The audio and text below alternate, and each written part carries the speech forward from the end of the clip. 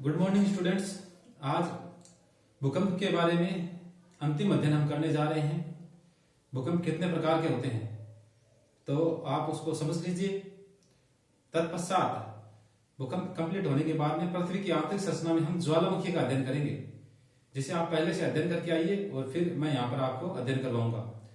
तो देखिए आज भूकंप कितने प्रकार के होते हैं। पृथ्वी की आंतरिक संरचना में भूकंप के प्रकार कितने प्रकार के होते हैं भूकंप, तो इसमें देख सकते हैं आप ए, बी और सी, 3 प्रकार के भूकंप होते हैं। यहाँ पे लिख देता हूं आपको, भूकंप कितने प्रकार के होते हैं, 3 प्रकार के भूकंप होते हैं। तो देखिए उत्पत्ति के आधार पर भ्रंश जनित भूकंप के प्रकार 3 प्रकार। ए उत्पत्ति के आधार पर होता है, बी भूकंप मूल के आधार पर होता है और सी स्थिति के आधार पर होता है भूकंप। ये 3 प्रकार के भूकंप होते हैं। तो उत्पत्ति के आधार पर जो भूकंप है वह प्राकृतिक भूकंप है और कृत्रिम भूकंप है। ये उत्पत्ति के आधार पर है। तो प्राकृतिक भूकंपों में हम किसकी गणना करते हैं, कल हमने जैसे पढ़ा था भ्रंश जनित भूकंप, विवर्तनिकी जनित भूकंप, ज्वालामुखी जनित भूकंप, समस्थिति जनित भूकंप, संकुचन जनित भूकंप, ये प्राकृतिक भूकंप कहलाते हैं। कृत्रिम भूकंप के अंतर्गत हमने बांध निर्माण, विस्फोट यानी परमाणु विस्फोट, नियात भूकंप यानी स्थलीय भूकंप कहलाते हैं। भूकंप मूल के आधार पर 3 प्रकार के हैं। मूल यानी उसकी गहराई के आधार पर, तो साधारण गहराई वाले भूकंप जो 50 किलोमीटर की गहराई तक जो भूकंप उत्पन्न होते हैं वो साधारण गहराई वाले भूकंप कहलाते हैं। मध्यम गहराई वाले भूकंप 50 से 250 किलोमीटर की गहराई तक उत्पन्न होते हैं। अधिक गहराई वाले भूकंप 250 से 700 किलोमीटर की गहराई वाले भूकंप अधिक गहराई वाले भूकंप कहलाते हैं। इसलिए ये सेकंड पार्ट भूकंप मूल के आधार पर निर्धारित किया गया। तीसरा सी जो है स्थिति के आधार पर भूकंप, ये बड़ा ही इंपॉर्टेंट है। स्थिति के आधार पर भूकंप 2 प्रकार के होते हैं, स्थलीय भूकंप और समुद्री भूकंप। इसमें आप ये जान सकते हैं स्थलीय भूकंप किसे कहेंगे हम, स्थलीय भूकंप किसे कहेंगे हम, जो धरातल पर उत्पन्न भूकंप स्थलीय भूकंप कहलाते हैं। या किसी महाद्वीप पर, 7 महाद्वीप है, महाद्वीप धरातली होते हैं, तो धरातल या महाद्वीप पर उत्पन्न भूकंप स्थलीय भूकंप के अंतर्गत आते हैं। समुद्री भूकंप किसके अंतर्गत आते हैं, समुद्र के अंदर जनित भूकंप, महासागरों में जनित भूकंप समुद्री भूकंप कहलाते हैं। इनसे आपको पता है बहुत हानि होती है, क्योंकि इनसे सुनामी तरंगें उत्पन्न हो जाती है और कई तट के देशों को डुबा डालती है। इसलिए समुद्री भूकंप बहुत ही खतरनाक सिद्ध हुए हैं। तो ये 2 भूकंप स्थिति के आधार पर है, एक स्थल पर है, एक समुद्र के अंदर उत्पन्न भूकंप है। फिर स्टार में इसलिए लगाया है विश्व के भूकंप क्षेत्र। ये आपने विश्व अर्थात अपना जो ये ग्लोब है, पृथ्वी पर जितने भी देश मौजूद है उनमें भूकंप का क्षेत्र कौन कौन सा है, उसके अंतर्गत हम 3 भागों में बांटते हैं इसे। पहला परिप्रशांत महासागरीय क्षेत्र। परिप्रशांत महासागरीय क्षेत्र ये 63%, विश्व का 63% हिस्सा भूकंप में आता है, जो परिप्रशांत महासागरीय क्षेत्र में आता है। परि का अर्थात क्या है, इस प्रशांत महासागर के चारों ओर एक क्षेत्र बना हुआ है, उसे हम बोलते हैं परिप्रशांत महासागरीय क्षेत्र। दूसरा हमारे सामने है मध्य महाद्वीपीय क्षेत्र। मध्य महाद्वीपीय क्षेत्र में भी एक पेटी है भूकंप की, उसमें 21% तक के भूकंप आते हैं। परिप्रशांत महासागरीय क्षेत्र में 63% भूकंप आते हैं। तो मध्य महासागरीय क्षेत्र, महाद्वीपीय क्षेत्र, मध्य महाद्वीपीय क्षेत्र में, वो महासागरीय क्षेत्र था, ये मध्य महाद्वीपीय क्षेत्र में 21% भूकंप आते हैं। महाद्वीप में, मध्य महाद्वीप कहां से कहां तक देख सकते हो आपने इस पानी का पठार देखा है जहां से पर्वत श्रृंखलाओं की उत्पत्ति होती है। तो वहां एक स्थान है, वहां से प्रारंभ कर लीजिए। या आप यूरोप में, यूरोप के अंदर पुर्तगाल देश से, यूरोप के अंदर पुर्तगाल देश से लेकर के अपने अंडमान निकोबार द्वीप तक जो पर्वत श्रृंखलाएं फैली हुई, हिमालय पर्वत श्रृंखला के पास का जो क्षेत्र है, बीच के अंदर जितने भी देश आते हैं पर्वत श्रृंखलाएं आती है, पुर्तगाल से लेकर के म्यांमार तक के, उन सभी देशों के बदले महाद्वीप, ये महाद्वीप के ऊपर स्थित सभी देशों में एक क्षेत्र निर्मित होता है जहां पर भूकंप उत्पत्ति का क्षेत्र कहलाता है। क्योंकि हिमालय जैसे पर्वत श्रृंखलाओं का आज भी निर्माण होता ही जा रहा है, इसलिए वहां पर भूकंप की चांस ज्यादा बने रहते हैं। तो वहां ये जो क्षेत्र है ये 21% भूकंपों को उत्पन्न करता है। उत्पत्ति का कारण आपको पता है, महाद्वीप क्षेत्र में भूकंप उत्पत्ति क्यों होते हैं। तो इसमें आपको मैंने यहाँ लिखा कि विवर्तनिकी, ये प्लेट विवर्तनिकी, जब अपना टॉपिक आएंगे उसमें मैं आपको समझाऊंगा कि एक प्लेट जब गर्त में चली जाती है और वो ज्वालामुखी के रूप में परिवर्तित होकर के और भूकंपों की उत्पत्ति करती है। महाद्वीपीय क्षेत्र के अंदर 21% भूकंप आते हैं। तीसरा है मध्य अटलांटिक क्षेत्र। अटलांटिक महासागर जो है उस अटलांटिक महासागर के अंतर्गत भी भूकंप की उत्पत्ति होती है। ये तीन क्षेत्र है विश्व के भूकंप क्षेत्र, जो परिप्रशांत महासागरीय क्षेत्र है, मध्य महाद्वीपीय क्षेत्र है और मध्य अटलांटिक क्षेत्र है। तो ये आपके सामने भूकंप के प्रकार हो गए तीन। प्रश्न में ये भी पूछते हैं भूकंप के कितने प्रकार होते हैं, तीन प्रकार होते हैं। तो तीन ऑप्शन दे दिया आपको, उत्पत्ति के आधार पर, भूकंप मूल के आधार पर, स्थिति के आधार पर, चौथा दे दिया इनमें से कोई नहीं। तो वैसे कुछ भी प्रश्न बन सकते हैं। तो ये आपके हैं भूकंप के प्रकार तीन। अच्छा, आप नोट कर लीजिए सामान्य भाषा में, फिर मैं आपको कुछ लिखवा देता हूं उनके बारे में।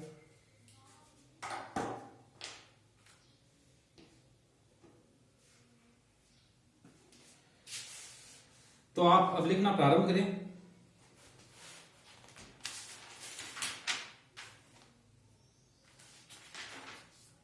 लिखना किसके बारे में आपको, सबसे पहले आप एक परिभाषा लिख लीजिए, स्थलीय भूकंप किसे कहते हैं।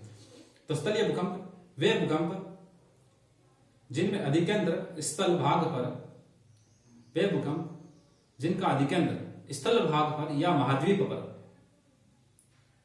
महाद्वीपीय भाग पर होता है, वे भूकंप जिनका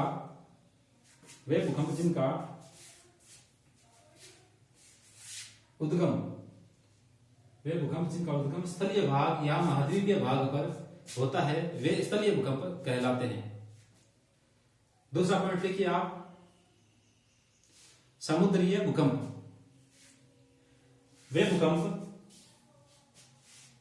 जिनका उद्गम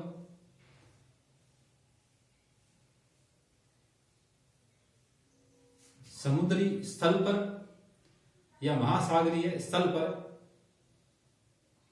उत्पन्न होता है, वे समुद्री भूकंप कहलाते हैं। समुद्री भूकंप बहुत ही विनाशकारी होते हैं। ये भूकंप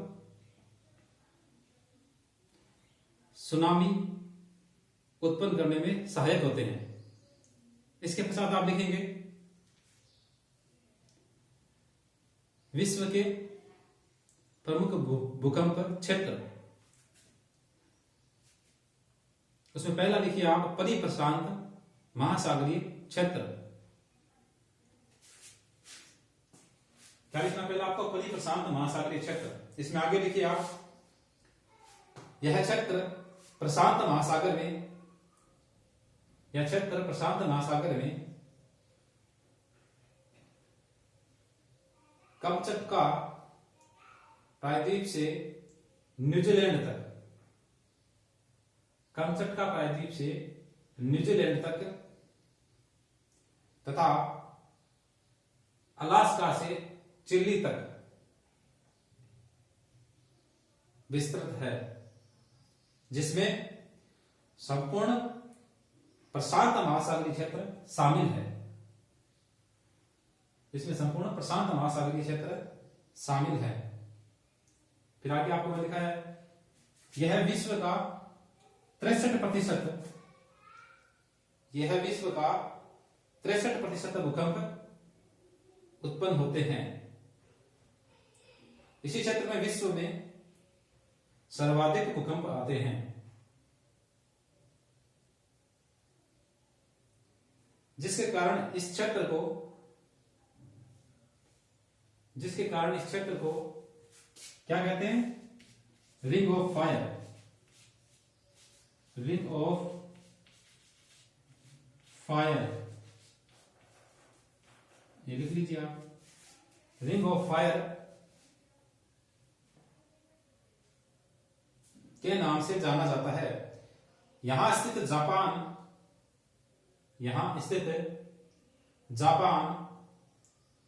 विश्व का सर्वाधिक भूकंप वाला देश है, विश्व का सर्वाधिक भूकंप वाला देश है।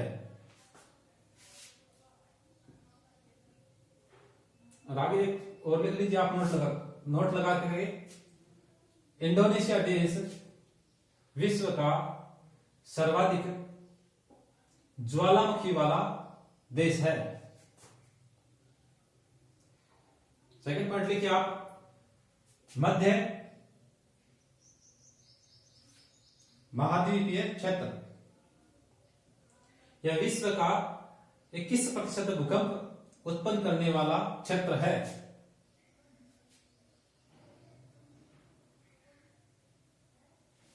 इसे आप शॉर्ट में लिख सकते हैं। इसे एक और लिखिए आगे लाइन में आप नीचे, इसे भूमध्य सागरीय पेटी भी कहते हैं, क्योंकि ये भूमध्य सागर के चारों ओर है। इसे भूमध्य सागरीय, भूमध्य सागरीय,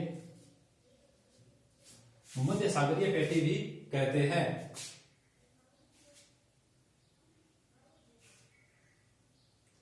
आगे इसका विस्तार लिख लीजिए। यह पुर्तगाल से लेकर के हिमालय तक, पुर्तगाल से लेकर के हिमालय तक और तिब्बत से लेकर के दक्षिण पूर्वी द्वीप समूह तक स्थित पेटी है। मध्य महाद्वीपीय क्षेत्र कौन से है? पुर्तगाल से लेकर के हिमालय तक और तिब्बत से लेकर के दक्षिण पूर्वी द्वीपों तक स्थित पेटी है। भारत जो है इसी पेटी के अंतर्गत शामिल होता है। भारत इसी पेटी के अंतर्गत शामिल होता है। इसके अंतर्गत प्रमुख क्षेत्र कौन कौन से हैं? इटली, चीन, एशिया माइनर और हिमालय तथा आल्प्स, ये मध्य महाद्वीपीय क्षेत्र के प्रमुख क्षेत्र है। तीसरा लिखिए मध्य अटलांटिक क्षेत्र। मध्य अटलांटिक क्षेत्र,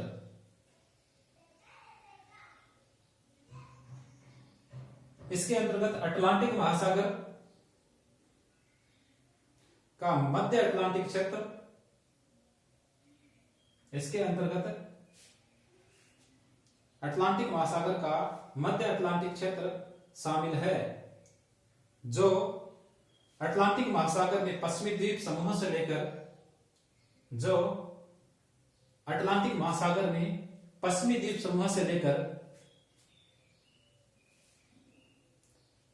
दक्षिण में बोवेट द्वीप तक विस्तृत है। इस क्षेत्र में भूकंपों की उत्पत्ति कम होती है तथा इनकी तीव्रता भी कम होती है। तो आप सबने ये लिख लिया है।